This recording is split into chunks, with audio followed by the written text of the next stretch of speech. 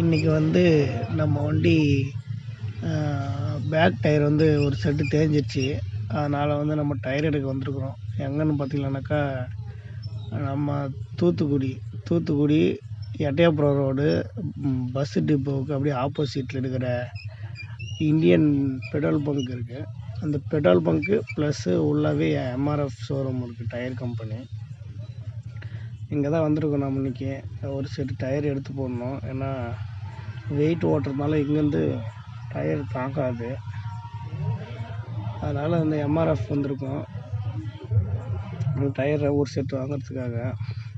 Petrol bunk plus உள்ளே வந்து showroom இருக்குது. பெட்ரோல் பங்க்லேயே இவங்க உள்ளாவே எல்லாம் வந்து டயரு ஃபிட்டிங்கு,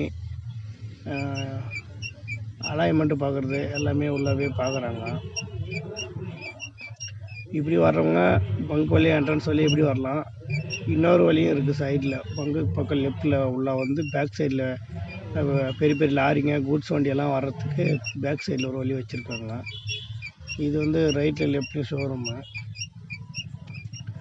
இது வந்து அவங்க வண்டி நிறுத்தத்துக்கு பார்க்கிங் மாதிரி வச்சுருக்காங்க. வர்றவங்க காருக்கு நிறுத்துறதுக்கு ரெடி பண்ண அப்புறம் இது வந்து வண்டி சர்வீஸ் பண்ணுறது, அலைன்மெண்ட்டு பார்க்குறது, டயர் மாற்றுறது, பஞ்சர் போடுறது, இந்த மாதிரி ஒர்க்கு இதெல்லாம் கார் செக்ஷனு. இந்த லைன் ஃபுல்லாக கார் ஒர்க் பண்ணுவானுங்க.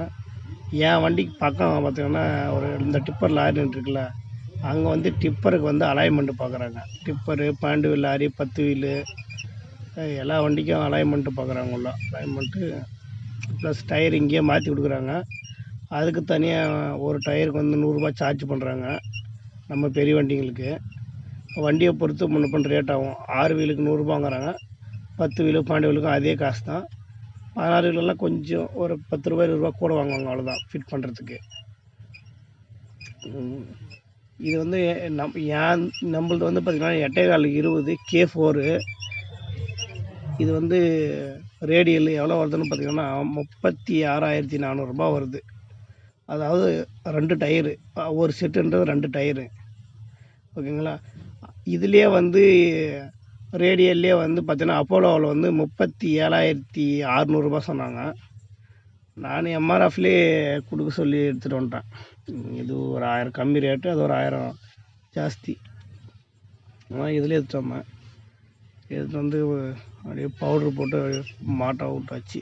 அப்படியே க்ரீஸு ப்ளஸ் ஏர் செக்கப்பு, எஃப்சி விட்டு பஸ்ஸிங்கில் இல்லை, இது ஒரு 2-3 சிங்கிள் வந்துட்டோம், க்ரீஸ் அடிக்கலை. அதனால் வந்து எல்லாமே ஏர் செக்கப்பு, க்ரீஸு எல்லாமே அப்படியே அடிக்க சொல்லிட்டேன். பழைய டயர் எடுத்துகிட்டு போய் அதில் ஆஃபீஸில் போட்டுற வேண்டியது தான்.